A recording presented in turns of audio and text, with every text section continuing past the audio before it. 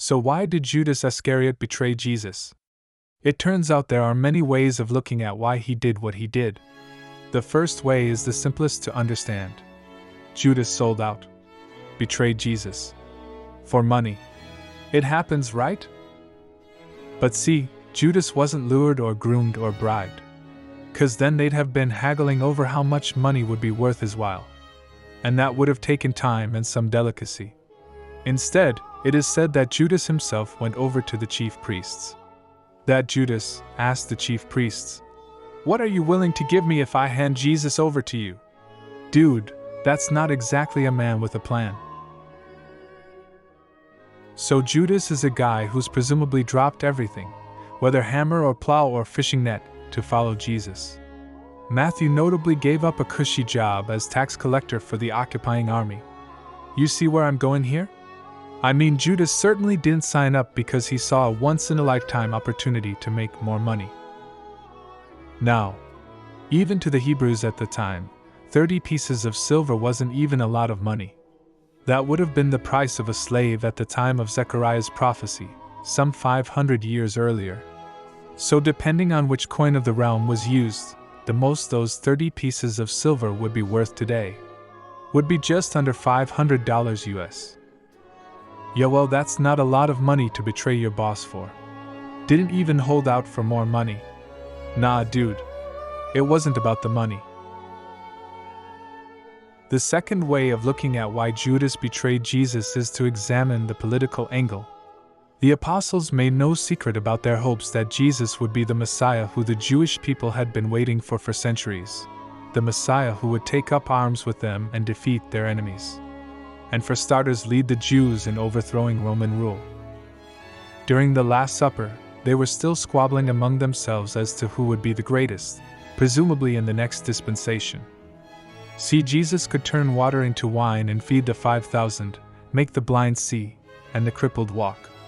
He could walk on water, and even make the dead Lazarus come back to life. So it must have been really disappointing to see all that miraculous power go to waste. And be admonished instead to love their neighbor, to turn the other cheek, and worst of all, to render unto Caesar what belonged to Caesar. It must have been very confusing and frustrating. But even so, how would it make sense for Judas, at a pivotal time when Jesus was pulling enthusiastic crowds, being welcomed into Jerusalem, albeit riding on a donkey, and being hailed as King of Israel? How did it make sense for Judas to take the counterintuitive, even reckless step of handing Jesus over to the chief priests instead? The chief priests, who were considered corrupt, and seemed to be collaborating with the Romans, by both zealots and Essenes alike. Does that make sense to you? So a third way of looking at why Judas betrayed Jesus is the explanation in Luke 22 verse 3. It is said that Satan entered into Judas, and made him do the most famous act of betrayal in all of human history. Jesus himself said something weird to Peter toward the end of their Last Supper together. "Simon, Simon," he says in Luke 22, verses 31 to 32. "Satan has asked to sift all of you like wheat. But I have prayed for you, Simon, that your faith may not fail." So now we're entering into tricky territory. With free will and all, it could have been any one of the other apostles then. Could have been anybody. It's been said that Judas was the outsider among the 12, the only southerner among the Galilean northerners. Even so, the temptation could not have been about money, for these were men who'd given up everything to follow Jesus. The seduction would have to have been more subtle.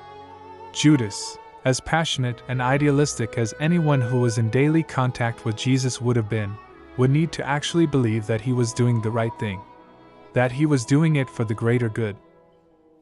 There are those today who would theorize that Judas may have taken it upon himself to force Jesus' hand, to show his hand as it were, in a display of power. All the power that the apostles all knew Jesus could wield, to bring about the long-awaited new kingdom of David. Judas could not have known that they were going to kill Jesus. That decision among the chief priests would come much later.